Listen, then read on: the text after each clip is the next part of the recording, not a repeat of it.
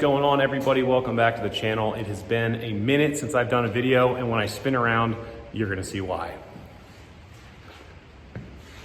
It's all gone, all of it. So what the heck is going on? Where's the lift? Where's my cars? Where's my tools? Where's everything? Here's the quick breakdown of what's going on. We moved, and in the process of moving, couldn't take the lift to the new shop. I think in the long run, this is gonna be a much better setup, but for right now, we had to make a few sacrifices. So, gonna give you guys an update in this video. We're gonna give you an update on the Mach 1, give you an update on the shop, kind of show you the new setup, and then we're gonna talk about some other projects that if you've watched more than just the Mach 1 videos on the channel, you'll know about. So my 95 OBS Chevy Truck and my 1964 Mercury Comet. So without further ado, let me show you the new digs and we'll give you an update kind of on all the project cars. We got a ton of stuff fixed. We got some new cameras. We're gonna do more racing in the future and you guys will have much better views. I know that was something that people say, hey, I love the content, but I can't see the car. You need to get a GoPro 360 with the correct mount. We got you covered. So stay tuned, check it out. Well, this is the new space right here. So as you can see, we've got a 2-car garage on this side. We've got a 2-car garage on that side. Big reason for this, honestly, is just long-term, I think it's a really good idea to be able to have your daily drivers inside, separate from your workshop. So what I'll show you here in a second is what will eventually become kind of a replacement for my old workshop. Not gonna be quite as big, but it also won't have to store cars as well. So for the time being, my workbench and everything that you're used to seeing, the tools, it all kind of fits in here. Obviously, the one big elephant in the room is there's no lift. Unfortunately, though these are tall ceilings, they're not quite tall enough. So for someone of my height, I need about 11-foot ceilings to make it work. These are 10, so plenty tall, but just not quite big enough. So we got the Mach 1 in here. We'll still be doing plenty of projects with the Mach 1. And then a lot of stuff I'm gonna try and introduce folks to who might just be watching the Mach 1 content is gonna be some Comet content, my 64 Mercury Comet, and also my OBS Chevy Truck, my daily driver. We'll do some projects with both of those. All right, so let me show you guys the future shop here. Now, it might not look like much now, but let's take a little walk downstairs and just show you what I'm envisioning for the future. Okay, so totally detached, right? Now again, this is just a temporary carport. This all is gonna come down and it's gonna get enclosed sides. Enclosed sides, a door, a roof. When I say a roof, I mean more of a solid ceiling, just like instead of the rafters that we had at the other place. I've learned a lot from having and building that old garage, and we're gonna make this one even better, albeit it'll be a little bit smaller. You can get an idea for the feel here. You know, we've got a short bed truck parked in there, backed up, not all the way to the back, but you can see plenty of space. So we're gonna have the lift right when you open the door when you come in, and then the back will have a smaller workbench, place to plug in tools, maybe some more specific tools, because we'll be kind of a combo of what's in the up front garage and back here, but this will really be the workshop specifically for cars. The good news is there's already a pad in place, right? We've already got the foundation in place. Now, if we wanted to, we could probably kick out from the side a little bit. But again, plenty of space to walk around. And you know, if you have your vehicle all the way up towards the front, you're gonna have a ton of room kind of in the back for when you need to use tools and things like that. But this will be a lot easier to keep warm and heat. It'll be separate. We won't be worried about noise at all. It's totally set back from the road, so that's not gonna be a problem at all with neighbors or anything like that. And I think it's just gonna be a really good space overall. We'll have to be a little bit smarter since it's not quite as large of a footprint, but I think we will be able to make it work. And obviously, you know, even there's gonna be tons of room here for the lift. So height won't be an issue. We probably won't go as tall as last time, but as tall as we need. So we'll have the attached in the front for all the dailies, you know, little projects, and then a dedicated workspace for vehicles here in the backyard. Okay, so project car update, real quick on the Mach 1. Last time we went out to the track, we had a ton of fun. We had one more race in the season. It was supposed to be on the 22nd of October. And unfortunately, it was gonna be at night. I got a extended mount set up, which I'll show you here in a second for the car. We were still having some issues.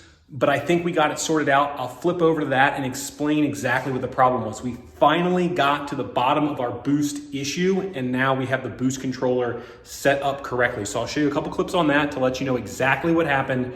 It wasn't easy to fix, but big shout out, thank you to Turbosmart. Great company. So Turbosmart was nice enough to send me some replacement parts. So this is a replacement diaphragm that we are going to install on the passenger side wastegate. So we're going to go ahead, jack the car up, get up underneath it, and take the wastegate off, pressure test it one more time with it off the car, and then we'll install this and then try and pressure test it again. As far as I know, there are no videos on actually installing a diaphragm for this style wastegate, so this will be a little bit of an instructional video. All right, I decided I am going to show you something. Here's a little trick. I've got a low profile jack, like this Harbor Freight one right here. I bought it when I had my Corvette. It did work before I put the skinnies in the front, but these skinny tires, these welds, are a 26-inch tall tire. So here's the trick. If you want to get your jack up under there, you just need to get one or both, tires up higher off the ground. These are some 1-bys I just cut. I came up under here with the jack, and right on those where those bolts kind of meet that beefy part of the subframe. If you could get the jack further, you could do it from the frame. Just put some cushion down on there, lift it up, set it down on that, and then once you do that, now you can sneak your jack up underneath there. And for those who were asking where was I lifting from, see that bar right there? I'll try and zoom in on it with the light. That guy right there. Get a piece of wood. It's kind of like the lower K-member brace between the frame. I think you're totally good to lift from there, but I'll put a block of wood or something to kind of like spread out the load left and right, lift up from there. Then we'll go ahead and throw some jack stands under it. I feel like we're back to like roadkill standards now. I'm working on back. All right, a couple little tips here. So this is the wastegate we're gonna be pulling off. Luckily, this is the easier one to get to. It's the passenger side. Go ahead and make sure you mark your which hose goes where. So we're gonna mark the bottom in blue. We're gonna mark this one in blue. And then I think you can leave on your little screamer pipe there. Get up there with a ratchet. Looks like that threads are starting to get a little buggered, so we'll be careful when we do that. Obviously, I let the car sit overnight, so it's all nice and cold, but let's go ahead and pull that wastegate off and do a pressure test. Well, that was significantly less fun trying to do it on jack stands, but it can be done. Anyways, we got it on the bench. We just got it chocked up loosely here in this clamp to hold everything steady. Here's the issue, and this is me being finicky here, but I kind of want perfection. So if I take this, it's hooked to the top port. The diaphragm should be sealing the top port from the bottom port. If I go ahead and pump this thing up and simulate, let's say 15 pounds of boost, okay? It's falling. It shouldn't be. And again, you can put your finger on this bottom port right here. That doesn't do anything. It's still falling. You don't want that. So we're gonna go ahead, break this loose, take everything apart, and swap in this new diaphragm. Okay, we got her apart. We use the clamp just to help because the spring is going to be pushing, back on you here. Also, make sure you remove this top port, and that is, you're going to need a 8mm deep well socket to get that off. And then here's the C-clip right down in here that we're going to take off. They call them grub screws. I'd call them a set screw, whatever. We'll go ahead and we'll remove those. Well, if you're curious what this looks like, there's literally like a little valve in there. So this is the valve for your wastegate, and opens and closes like a normal valve based on spring pressure and or the combination of the boost controller. The kit does come with another bushing that's beneath here. I was told I don't need to replace that, so we're going to go ahead and not replace that for now. A little bit of discoloration there. We'll throw the new one in. Here's the old one.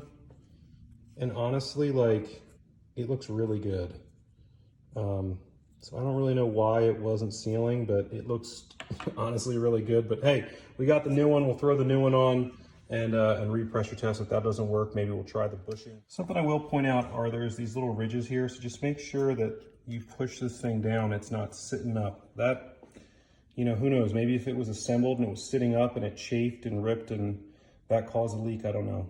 But just take your time, make sure that's seated down there. And obviously don't forget to install your new circlet. All right, guys, I'd be lying to you. I was cursing. There was nothing that just happened that I could have uploaded to YouTube. I have so many things to say.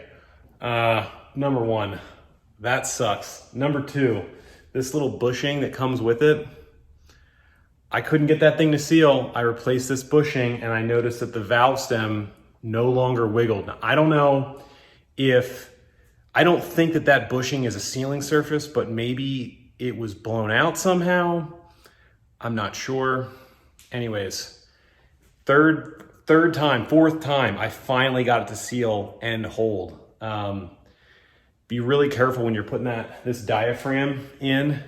You almost need to take something not sharp, but you have to like slide these sides down, because if you don't get it in there perfect, it won't seal. I was having all kinds of issues. That was not fun.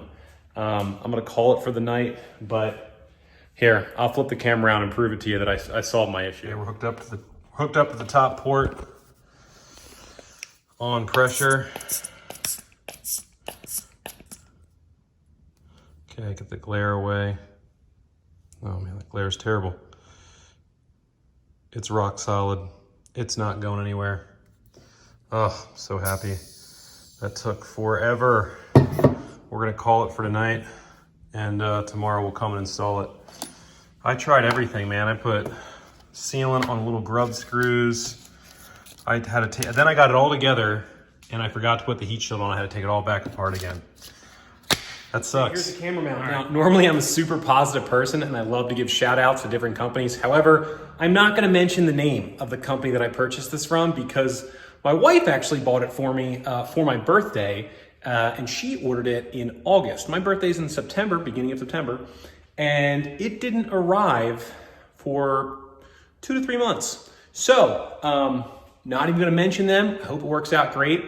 But here's basically what it is. It's all carbon fiber. You've got 2 suction cups here that you can hook anywhere, you can adjust, and then you've got a spot. So this should place the camera back very far and give you kind of like a wide angle view while you're racing, which I think will be really cool. And we got a GoPro 360, so we'll get that 360-degree view, which I think will be great for racing. So that's kind of the update on the camera.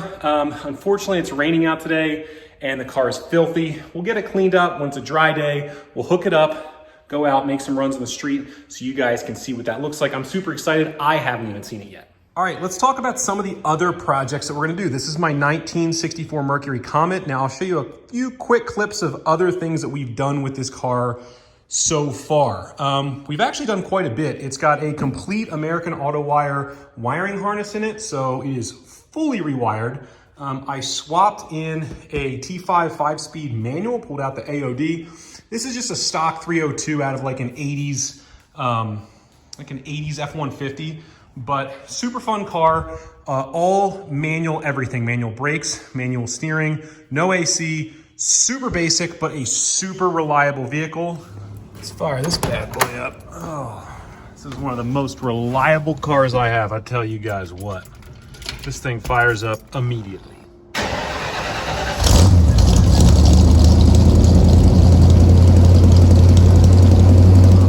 Just some things I think I have planned for it. I would like to fix this rear seat. The rear seat is a little bit rough. Front seats aren't bad. I'd like to make up some sort of console down there to kind of hide some of that stuff. I think would be super cool to do. The trunk is a little bit beat up. It needs to be sanded down, painted. It likely needs a gas tank in it. This is honestly the rustiest part of the car, and it looks bad, but it's really just kind of aggressive surface rust. So we'll hit that. We'll knock all of this rust off and get a nice coat down in here. I'd like to do some window seals as well. Whatever the previous owner did here, have to address that. Like little stuff, but this is actually a super reliable, fun driver. There's my custom little light that I put in there. So check out some of those other videos where I talk about wiring. I have a complete set of videos for the T5 swap. If you're interested, you can see all of that stuff. And I also have another section on carburetor tuning. The other thing that I want to show you guys more of on the channel is content of my OBS Chevy Truck, my 95 K1500. It's a stick shift truck. I did some videos on that actually some of them are pretty popular. You guys seem to really enjoy when I swapped in the core shifters or Hurst short throw shifter in that thing. But check out those videos because there's a lot of just like maintenance and tune up and stuff. That truck just rolled over 180,000 miles. I love that truck. It is just such a fun little short bed, single cab, 4-wheel drive, just like stubby and tall. It's a really fun truck, but it needs a couple things. So one of the things it needs is the rear pinion seal is leaking. So I'll show you guys how to address that. If I can get a cheap set of gears for it, maybe I'll just throw in all new gears. I've got some old videos on that, on the tune-ups, on the exhaust, on the shifter, the rear end. So check those out too. So bunch of fun new content coming for the channel. And sorry it's been so long since I made a video. So let me know in the comments what you would like to see more of, and I will try and make videos like that. So hey, enjoy the rest of your weekend. Have a great day, and we'll see you next time on Truck and Roll.